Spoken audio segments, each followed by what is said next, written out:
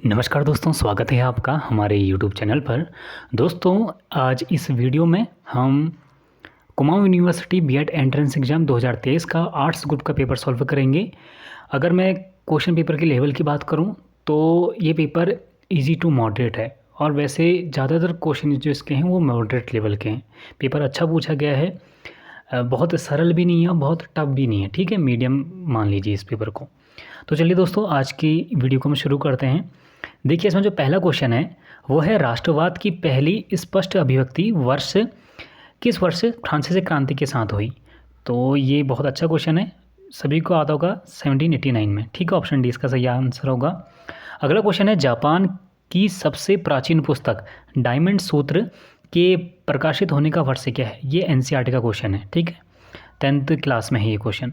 तो इसका जो आंसर है वो है ऑप्शन ए, ठीक है, 868 ईस्वी में हुआ था। ईसा पूर्व नहीं होगा, ईस्वी में हो, ठीक है, एडी में ही। अगला क्वेश्चन है महात्मा गांधी जनवरी 1915 में किस देश से भारत में लौटे थे। तो ये दक्षिण अफ्रीका से लौटे थे। ऑप्शन डी इसका सही आंसर होगा। अगला क्वेश्चन है अक्टूबर 1929 में वायसराय ने भारत के लिए डोमिनियन स्टेट के एक अस्पष्ट प्रस्ताव की घोषणा की थी। तो उसमें 1929 में कौन वायसराय था, तो वो कौन था, लॉर्ड इरविन था, ठीक है। ऑप्शन सी इसका सही होगा। अगला क्वेश्चन है बाहर गांधी जी एवं उनकी टोली ने नमक यात्रा के दौरान कितने दिन की यात्रा की थी। तो ये की थी 24 दिन की यात्रा, ठीक है, पांचवे का ए होगा। अगला क्वेश्चन है डॉक्टर बी आर अम्बेडकर ने 1930 में दलितों को मिलाकर एक उन्होंने एसोसिएशन एक वर्ग की स्थापना की थी। तो उसका नाम क्या था, उसका नाम था डिप्रेस्ड क्लास एसोसिएशन, ठीक है, दलित वर्ग। अगला क्वेश्चन है स्वदेशी आंदोलन की प्रेरणा से किसने भारत माता के विख्यात सन्यासिनी छवि को चित्रित किया था। तो वो कौन था, तो वो थे ऑप्शन डी अवनींद्र नाथ टैगोर, ठीक है, ऑप्शन डी इसका सही होगा। अगला क्वेश्चन है सतत पोषणीय विकास की संकल्पना संबंधी प्रतिवेदन किस शीर्षक से पुस्तक के रूप में प्रकाशित हुई। तो ये है आवर कॉमन फ्यूचर, ठीक है, ऑप्शन बी इसका सही होगा। अगला क्वेश्चन है लाल एवं पीली मृदा निम्नलिखित में से किन क्षेत्रों में नहीं पाई जाती। देखिए, क्वेश्चन थोड़ा कन्फ्यूजन वाला क्वेश्चन, ठीक है, क्योंकि उड़ीसा में भी मिलती है, मध्य गंगा मैदान के दक्षिणी भाग में भी मिलती है, छत्तीसगढ़ में भी मिलती है और पश्चिमी घाट में भी मिलती है, ठीक है। तो जहाँ तक इसका अगर ये आंसर मानेगा तो ऑप्शन डी मान सकता है, लेकिन इस क्वेश्चन में ऑब्जेक्शन भी लग सकता है, ठीक है। अगला क्वेश्चन है प्रोजेक्ट टाइगर की शुरुआत किस वर्ष से हुई थी। तो ये होती 1973 से हुई थी, ठीक है। अगला क्वेश्चन है पहला डैश उद्योग कोलकाता के निकट रिसरा में 1855 में लगाया गया था। तो ये कौन सा उद्योग था, ये था जूट उद्योग, ठीक है, पटसन उद्योग, ऑप्शन सी। अगला क्वेश्चन है स्वर्णिम चतुर्भुज महाराजमार्ग के तहत पूर्व पश्चिम गलियारा सिलचर एवं पोरबंदर को जोड़ता है, ठीक है, इसका आंसर क्या होगा, ऑप्शन ए होगा, ठीक है, सिलचर और पोरबंदर को जोड़ता है। अगला क्वेश्चन है कोलकाता एक किस प्रकार का पत्तन है, किस प्रकार का पोर्ट है। तो ये ज्वारी भी है और अंतःस्थलीय नदी पोर्ट भी है, ठीक है, इसका आंसर सी होना चाहिए। अगला क्वेश्चन है भारत के संविधान में वर्णित नागरिकों के मूल कर्तव्यों में शामिल है। तो क्या शामिल है, संविधान का पालन भी शामिल है, राष्ट्र की सेवा भी है, हिंसा से दूरी भी है, उपरोक्त सभी। तो इसका आंसर होगा ऑप्शन डी, ठीक है। अगला क्वेश्चन है पद्मावत का संबंध किस हिंदू राजा से है। तो किससे है, राजा रत्नसेन से है, ठीक है। अगला क्वेश्चन है राष्ट्रीय ग्रामीण रोजगार गारंटी अधिनियम निम्नलिखित में से किसके नाम पर है। तो ये है महात्मा गांधी जी के नाम पर, ठीक है, ऑप्शन बी सही होगा। अगला क्वेश्चन है निम्नलिखित में से एक प्रसिद्ध भारतीय भूगोलवेत्ता कौन थे। तो ये थी इनायत अहमद, ठीक है, ऑप्शन सी। अगला क्वेश्चन है caste and race in India निम्नलिखित में से किसका कार्य है। तो ये है जीएस खुरिये का, ठीक है, ऑप्शन ए। अगला क्वेश्चन है माना जाता है कि अंग्रेजी शब्द कास्ट की उत्पत्ति पुर्तगाली मूल के किस शब्द से हुई है। तो ये हुई है कास्टा से हुई है, ठीक है, ऑप्शन बी इसका सही आंसर होगा। अगला क्वेश्चन है निम्न जाति एवं दलितों के नेता अयन कली का जन्म कहाँ हुआ था।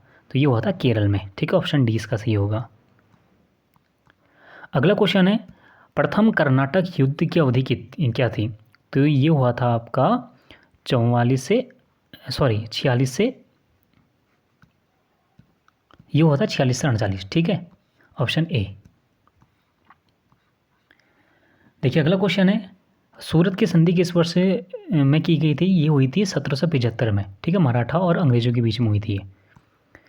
अगला क्वेश्चन है 1860 में पुलिस आयोग की सिफारिशों के आधार पर भारतीय पुलिस अधिनियम किस वर्ष लागू हुआ था? तो ये हुआ था 1861 में लागू हुआ था, ठीक है।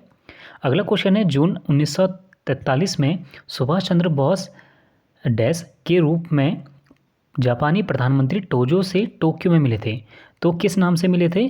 तो ये मिले थे आबिद हुसैन के नाम से, ठीक है, ऑप्शन 20 का सही आंसर होगा, 24 का बी। देखिए अगला क्वेश्चन है 1906 से प्रारंभ युगांतर पत्रिका मासिक, त्रैमासिक, साप्ताहिक या फिर वार्षिक किस प्रकार की पत्रिका थी? तो ये थी वीकली, ठीक है, साप्ताहिक थी, ठीक है। युगांतर पत्रिका को किसने लॉन्च किया था? बारेंद्र कुमार घोष ने, ठीक है, इंपॉर्टेंट नाम है। अगला क्वेश्चन है वर्ष 1974 में किए गए पोखरण परमाणु परीक्षण का कोडबद्ध नाम क्या था? तो ये था स्माइलिंग बुद्धा, ठीक है, इंदिरा गांधी ने किया था। अगला क्वेश्चन है इंडिया आफ्टर गांधी पुस्तक के लेखक कौन है? तो ये है रामचंद्र गुहा, ठीक है, ऑप्शन डी। अगला क्वेश्चन है 2019 में लोकसभा के किस क्रम के आम चुनाव हुए थे? हुए थे 17वें क्रम के, ठीक है। अब जो 2024 में वो है 18वें क्रम के। अगला क्वेश्चन है भीम ऐप में एम से क्या तात्पर्य है? देखिए भीम का पूरा नाम होता है भारत इंटरफेस फॉर मनी, तो इसका जो सही आंसर होगा ऑप्शन डी मनी। अगला क्वेश्चन है सिक्किम किस वर्ष से भारत का संरक्षित राज्य बना? तो ये कब बना था? 1950 में बना था, ठीक है, ऑप्शन बी। अगला क्वेश्चन है मुदालियर आयोग की नियुक्ति कब हुई थी? तो ये हुई थी 1952 में हुई थी, ठीक है। अगला क्वेश्चन है भारतवर्ष की अंतरिम सरकार के शिक्षा मंत्री कौन थे? तो ये थे राजगोपालाचारी, ऑप्शन बी, ठीक है। अगला क्वेश्चन है रात्रि में आसमान में दिखने वाले तारों के विभिन्न समूहों के विविध आकृतियों को क्या कहते हैं? तो ये कहते हैं ऑप्शन ए नक्षत्र मंडल कहते हैं, ठीक है। अगला क्वेश्चन है सूर्य के चारों ओर एक परिक्रमा पूरी करने में मंगल ग्रह को कितने दिनों का समय लगता है? तो ये लगता है 687, ठीक है, ऑप्शन सी इसका सही होगा। अगला क्वेश्चन है जब लंदन में दोपहर 2 बज रहे होंगे तो भारत में क्या समय होगा?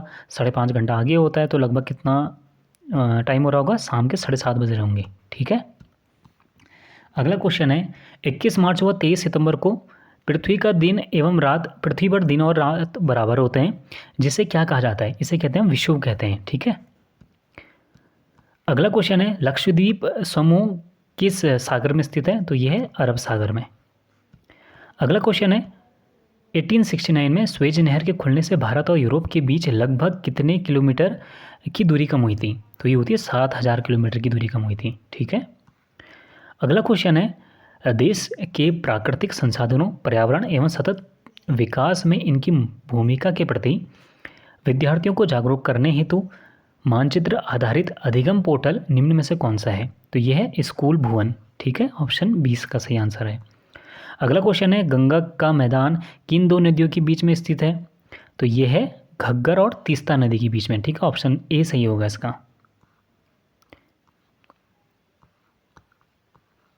अगला क्वेश्चन है पश्चिमी घाटों की औसत ऊंचाई कितनी होती है?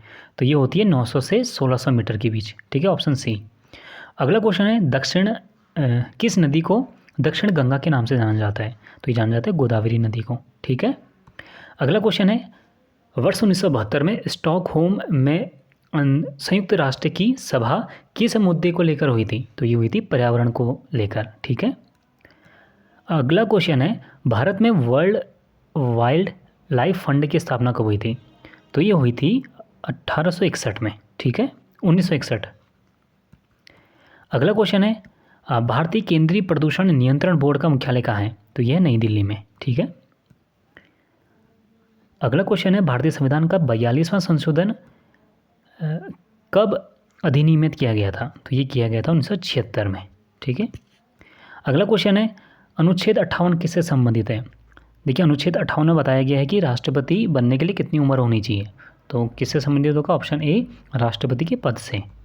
अगला क्वेश्चन है उत्तराखंड हमारे देश का कौन से क्रम का राज्य है? 27वें क्रम का राज्य है। अगला क्वेश्चन है, भारत के संविधान के प्रस्तावना में दिया गया सही क्रम क्या है?